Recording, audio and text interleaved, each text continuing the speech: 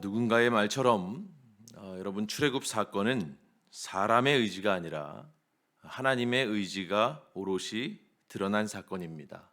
이를 보여주는 것이 바로 모세가 하나님께서 주신 소명을 거듭해서 거부하는 바로 그 장면이죠. 이것은 바로 모세가 인간적으로 유약하다거나 또는 우유부단해서 그런 모습들을 보여주려고 하는 것이 아닙니다.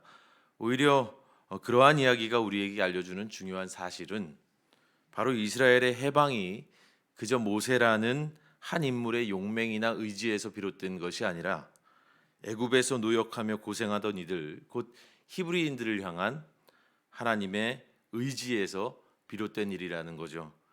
이 하나님의 의지가 모세를 피할 수 없는 소명의 길로 이끌어낸 것입니다. 그는 하나님 앞에서 내가 당신의 뜻을 따르겠습니다라고 장담한다거나 맹세하는 그런 모습을 보여주지는 않았습니다. 모세는 그저 자기 앞에 정해진 인생의 행로를 자기가 가야 할 길을 거절치는 않았습니다. 그것이 하나님의 뜻에 대한 모세의 아멘이었습니다. 그렇게 모세는 아내와 아들들을 데리고 정말 무거운 발걸음으로 이집트를 향해서 길을 떠났죠. 그런데 얼마쯤 갔을까요? 모세와 그의 식솔들이 이집트로 향하던 도상에서 정말 믿기지 않는 일이, 믿을 수 없는 일이 일어납니다. 우리가 말씀을 읽고 들으면서도 참으로 믿기 힘든 그런 일인데요. 여러분 본문 24절 말씀을 보시죠. 뭐라고 기록이 되어 있습니까? 모세가 길을 가다가 숙소에 있을 때에 여호와께서 그를 만나사 그를 죽이려 하신지라. 여호와께서 모세를 만나사 그를 죽이려 하셨답니다. 여러분 이 말씀은 성경에서 성경 66권을 통틀어서 가장 이해하기 어려운 대목 가운데 하나입니다. 여호와께서 모세를 죽이려 하셨다. 이는 참으로 충격적인 말씀이 아닐 수 없죠. 왜냐하면 모세를 바로 그 길 위로 인도하여 내신 이가 바로 하나님 자신이었기 때문입니다. 그런데 불현듯 하나님께서 나타나 그를 죽이겠다니요. 참 이해할 수 없는 일입니다. 그래서 여러분 이 말씀은 실제로 지난 기독교 역사 속에서 늘 논쟁이 되어 오기도 했습니다. 이야기의 내용은 물론이고 성경 원문에 대한 번역상의 문제도 늘 거론이 되었죠.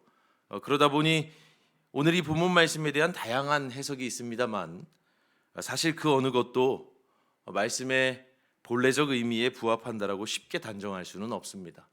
워낙 다양한 견해가 있어요. 그렇기 때문에 솔직히 말씀드리면 오늘 여러분께 말씀을 전하는 일이 저로서도 참 곤혹스럽습니다.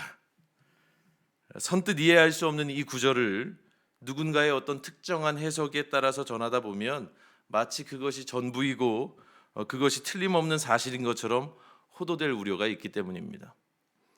그래서 오늘 본문을 놓고 신중하게 읽고 또 읽으면서 고심을 참 많이 했습니다.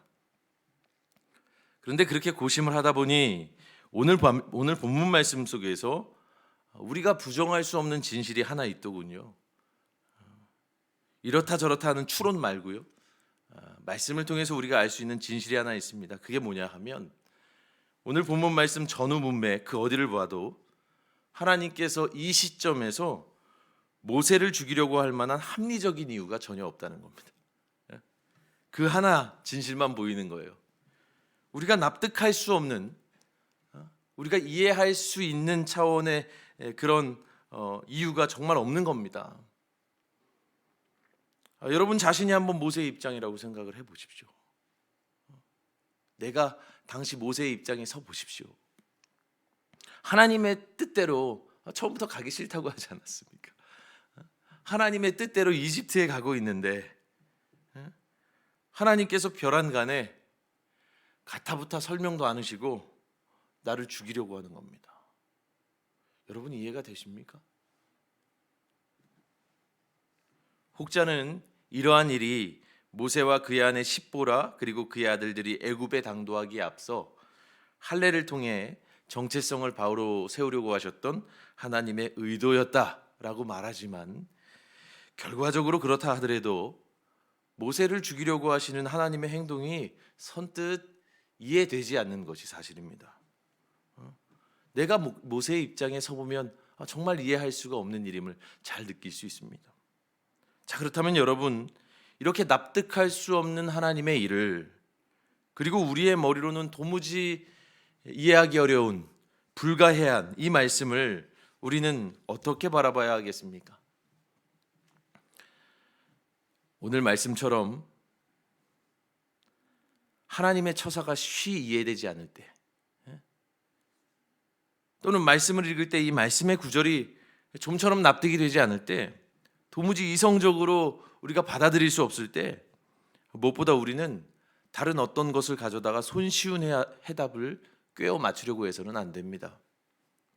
되려 이해되지 않는 그 일을, 그 말씀을, 이해되지 않는 하나님의 행위를 그저 이해되지 않는 무엇으로 남겨두는 태도가 필요하다고 말씀드릴 수 있겠습니다. 이해되지 않는 하나님의 일 앞에서 우리는 종종 해석의 의지를 거두고 해석의 욕망을 여의고 그저 알 수 없으므로 그 일을 놓아둘 필요가 있습니다. 여러분, 오해하지 마십시오. 이것은 말씀 앞에서 무책임한 태도가 아닙니다. 이것은 성경이 우리에게 알려주는 근원적 지혜입니다. 전도서 8장에서 지혜자가 이렇게 말하죠. 내가 하나님의 모든 행사를 살펴보니 해 아래에서 행해지는 일을 사람이 능히 알아낼 수 없도다. 사람이 아무리 애써 알아보려고 할지라도 능히 알지 못하나니 비록 지혜자가 아노라 할지라도 능히 알아내지 못하리로다. 무슨 이야기입니까? 하나님의 모든 행사를, 그분의 하시는 일을, 의도를, 그분의 생각을 우리 인간으로서는 낱낱이 알아낼 수가 없다는 겁니다. 그것이 우리의 근본적인 한계라는 거죠. 이와 같은 의미에서 기독교 역사상 그 누구보다 지성적인 변증자였던 성 어거스틴은 또한 이렇게 말했죠. 당신이 그분을 파악한다면 그분은 하나님이 아니다. 당신이 그분을 파악한다면 그분은 하나님이 아니야. 그러니까 우리의 그 좁디 좁은 인식의 범주로서 그분의 하시는 일을 다 측량하고 이해할 수 없다라는 사실을 이런 말로서 얘기하고 있는 것이죠. 그렇기 때문에 우리로서는 광대하시고 신비로우신 그분의 일 모두를 헤아릴 수 없는 겁니다.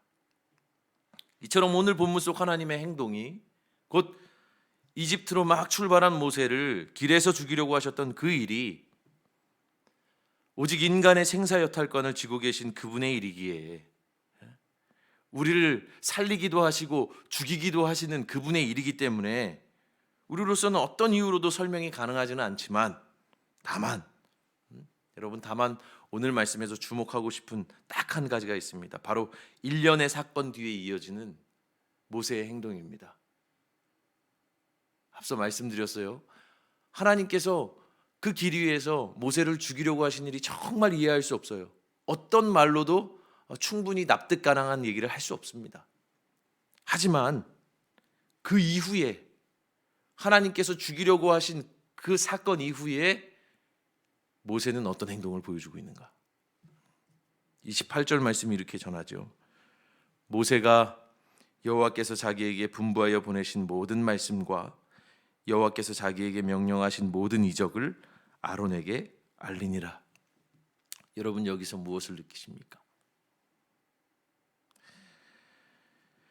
우리는 작은 일 하나라도 우리 뜻대로 성취되지 않으면 마치 하나님이 나를 외면하시는 것 같은 실망의 감정에 사로잡히기 일쑤죠. 왜 내 기도 안 들으시지? 왜 저 사람한테는 저렇게 많은 축복을 부어주시는 것 같은데 나한테는 이렇게 하나님 나한테는 이렇게 사랑을 많이 부어주시지 않는가? 내 기도에는 이렇게 빨리 응답하시지 않는가? 실망의 감정에 사로잡힐 수 있습니다. 그리고 종종 그 실망감으로 인해서 믿음에 관하여 파손하는 일도 있습니다. 근데 여러분, 모세를 보십시오. 그는 자신을 죽이려는 하나님의 낯선 얼굴을 직접 대면한 사람입니다. 하나님께서 자기를 죽이려고 하셨어요. 그 정도면 이제 적어도 주님, 저는 정말 당신께 실망했습니다 하고 돌아서야 되는 것 아닙니까? 어떻게 나를 그렇게 해하려 하십니까? 나를 죽이고자 하십니까? 난 더 이상 당신의 길을 따르지 않겠습니다. 실망했습니다 하고 돌아서야 되는 거 아니겠어요? 하지만 모세는 그 이후로도 하나님의 명대로 하나님의 일을 계속합니다. 아무 일도 일어나지 않은 것처럼. 여러분, 이것이 바로 모세가 모세일 수 있는 까닭입니다. 여러분, 우리가 사는 동안 꼭 모세와 똑같은 경험을 하지는 않겠지만 그럼에도 불구하고 우리 인생길에서 때때로 우리는 하나님의 낯선 얼굴을 마주하게 될 때가 있을런지도 모릅니다. 주님, 나한테 왜 이리 냉담하시지? 도무지 이해할 수 없고 납득할 수 없는 일들을 계속해서 하나님이 내게 주시는 것만 같아서 참으로 괴롭고 혹독한 시절을 살게 될 때가 있겠지요. 그때에 여러분은 어떻게 하시겠습니까?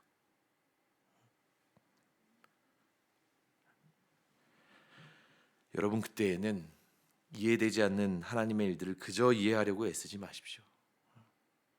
다 이해하지 못해도 됩니다. 아니요, 다 이해할 수가 없습니다. 그분의 하시는 일의 의도를 우리는 정확히 헤아릴 수가 없어요.